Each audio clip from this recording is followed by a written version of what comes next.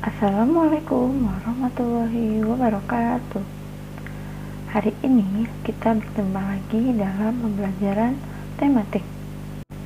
Di video pembelajaran hari ini, kita akan mempelajari subtema ketiga, yaitu tentang pengaruh perubahan cuaca terhadap kehidupan manusia. Sebelumnya, mari kita bersama-sama membaca doa terlebih dahulu. Kita awali pembelajaran hari ini dengan membaca bismillah. Bismillahirrahmanirrahim. Mengapa kita setiap belajar harus membaca doa terlebih dahulu? Karena agar Allah memudahkan pembelajaran yang akan kita pelajari hari ini. Tuhan mengkaruniai keadaan cuaca yang selalu berubah-ubah. Hal ini membuat makhluk dapat hidup dengan seimbang. Terkadang panas, berawan, mendung, ataupun hujan. Keadaan cuaca dipengaruhi oleh beberapa faktor. Di antaranya ada 3 unsur, yaitu matahari, angin, dan air. Cuaca sangat berpengaruh bagi kehidupan makhluk hidup. Misalnya, ada proses hujan dan panas yang menyebabkan pertumbuhan tanaman akan lebih baik dan menghasilkan sesuatu untuk mencukupi kebutuhan manusia dan hewan. Oleh karena itu, kita harus senantiasa bersyukur atas segala nikmat yang telah diberikan oleh Tuhan Yang Maha Esa. Kita harus senantiasa bersyukur karena kita tinggal di negara Indonesia, negara yang memiliki iklim tropis. Iklim tropis memiliki 2 musim, diantaranya musim kemarau dan musim hujan. Perubahan cuaca maupun iklim di bumi dapat berpengaruh pada setiap makhluk hidup yang ada di dalamnya. Akhir-akhir ini kita menemukan cuaca seakan-akan tidak lagi bersahabat dengan manusia. Karena suhu perubahan cuaca sering berubah-ubah. Misalnya, suhu udara siang hari terasa sangat panas dan terik, bahkan terasa menyengat di kulit. Tetapi pada malam hari, suhu udara terasa menjadi dingin. Lalu keesokan harinya, turunlah hujan di pagi hari. Dampak perubahan cuaca yang ekstrim seperti ini memang dapat langsung dirasakan oleh kita. Salah satunya adalah sakit kepala. Perubahan cuaca juga bisa mengubah kebiasaan pola hidup termasuk ketidakmampuan tidur dan berdampak pada penyakit lainnya. Perubahan cuaca yang sangat ekstrim dapat mengakibatkan tubuh rentan terhadap berbagai penyakit. Setelah mengetahui dampak perubahan cuaca, mari kita ingat kembali proses terjadinya hujan. Dalam video sebelumnya, Umi pernah menjelaskan tentang proses terjadinya hujan. Proses terjadinya hujan diantaranya adalah panas matahari. Matahari adalah sebagian dari isi alam.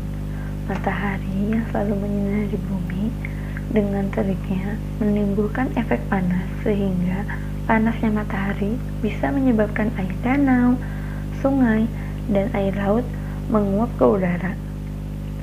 Selanjutnya, suhu udara yang tinggi, uap air menjadi padat dan terbentuklah awan. Setelah suhu udara semakin tinggi dan membuat titik-titik dari embun semakin banyak, berkumpul memadat dan akan membentuk awan.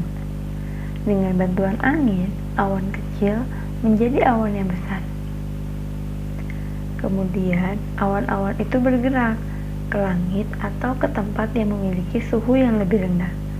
Setelah itu, semakin banyak butiran awan yang terkumpul, awan akan berubah warna menjadi semakin kelabu. Setelah awan menjadi kelabu, titik-titik air semakin berat dan tidak terbendung lagi, akan membuat butiran-butiran air tadi jatuh ke bumi. Proses air hujan. Untuk kegiatan literasi hari ini, sudahkah kalian membaca di halaman 141 Jika sudah, mari kita lanjutkan pembelajaran selanjutnya.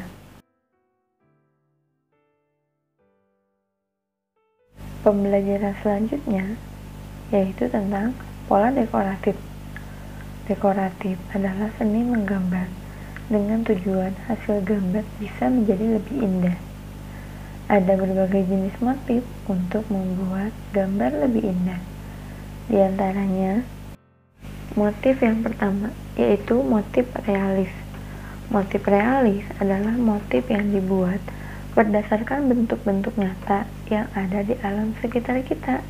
Misalnya, bentuk tumbuh-tumbuhan, hewan, batu-batuan, awan, ataupun matahari. Yang kedua, motif geometris. Motif geometris adalah motif yang mempunyai bentuk teratur dan dapat diukur menggunakan alat ukur. Contohnya, segitiga, lingkaran, kerucut, segi empat, ataupun silinder. Berikutnya, yang ketiga, motif dekoratif. Gambar dekoratif dapat berupa gambar hiasan yang perwujudannya tampak rata, memiliki kesan ruang jarak jauh atau dekat, gelap atau terang, dan tidak terlalu ditonjolkan. Bentuk-bentuk objek di alam disederhanakan dan digayakan tanpa meninggalkan bentuk aslinya. Misalnya, bunga, hewan, tumbuhan yang digayakan. Kesan tentang bunga, hewan, tumbuhan harus masih ada pada motif itu. Yang terakhir, yaitu motif abstrak. Motif ini menggunakan motif yang bentuknya lebih bebas, berbeda dengan motif geometris. Setelah mempelajari dan memahami berbagai jenis motif, mari kita mengamati cerita Siti pada halaman 155.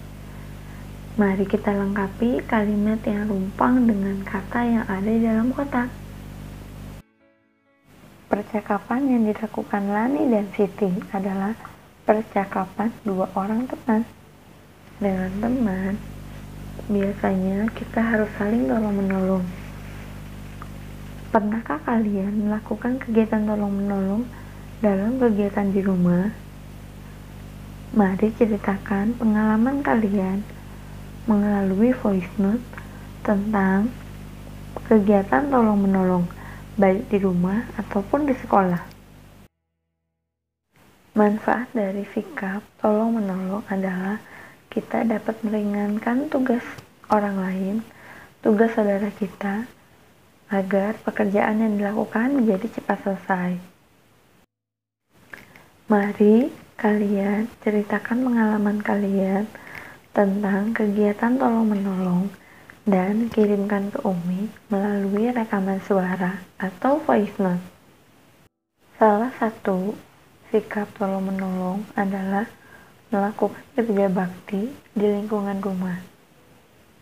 Nah, dapatkah kalian membuat sebuah poster bertemakan lingkungan bersih? Bisa kalian gambar di buku gambar atau HPS. Alhamdulillah, materi dan tugas hari ini telah selesai diberikan. Untuk tugas dari materi hari ini yaitu menceritakan pengalaman diri tentang kegiatan tolong-menolong. Berikutnya, membuat poster bertemakan lingkungan yang bersih.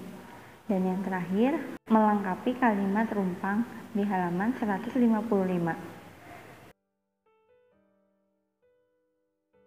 Alhamdulillah, kegiatan pembelajaran hari ini telah selesai dilaksanakan.